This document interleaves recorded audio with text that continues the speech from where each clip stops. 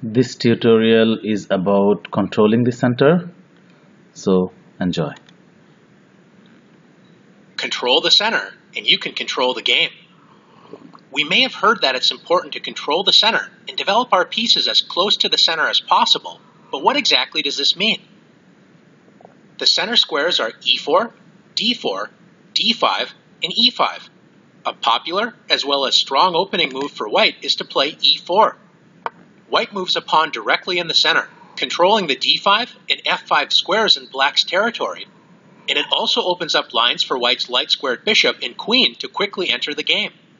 A good response for black is to play the same move, e5. By controlling the center, both sides prevent enemy pawns from entering their territory. If white tries to force two pawns in the center with d4, threatening black's pawn on e5, it's important for black to break up white's pawn center with e takes d4. When white's dreams of taking over the center with pawns have been shattered, so black should not have any serious problems in the opening. Is the center really that important to control? What happens if black wants to move pawns on the edge of the board, such as a6? Pawn moves are important when they can control key squares, especially in the center, and when they open up lines for pieces to enter the game.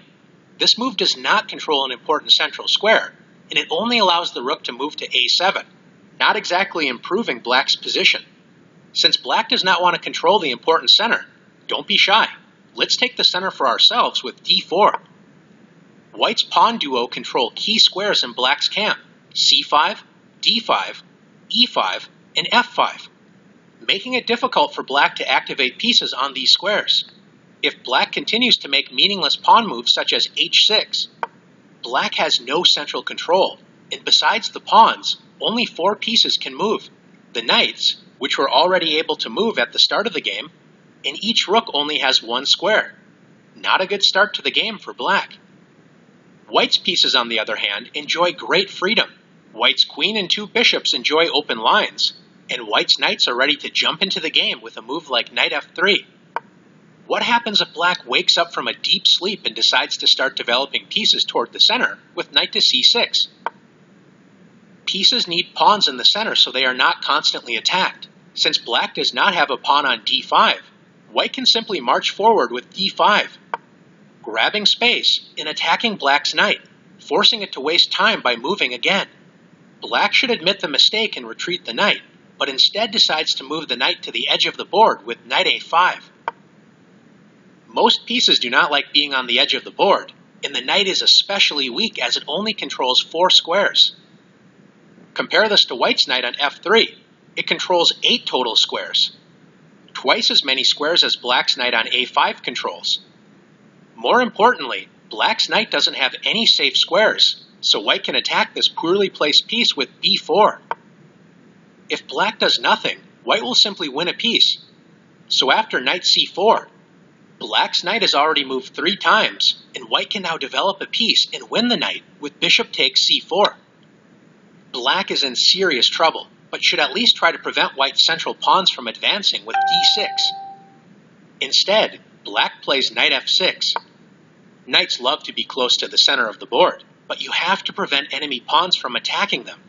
Since black has not controlled the center with pawns, how can white gain space and attack black's knight? That's right, once again by advancing a center pawn with e5. Black should once again retreat the knight, admitting another mistake, but decides to lunge forward with knight g4.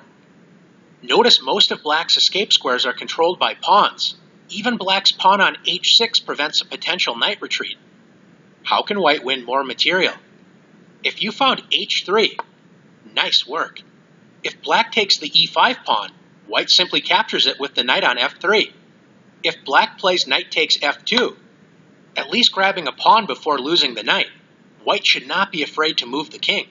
Let's win material with king takes f2. By controlling the center with pawns and actively developing pieces toward the center, white took advantage of black's careless play and is simply up 2 pieces with an excellent position. Now it's time to practice taking over the center in the challenges.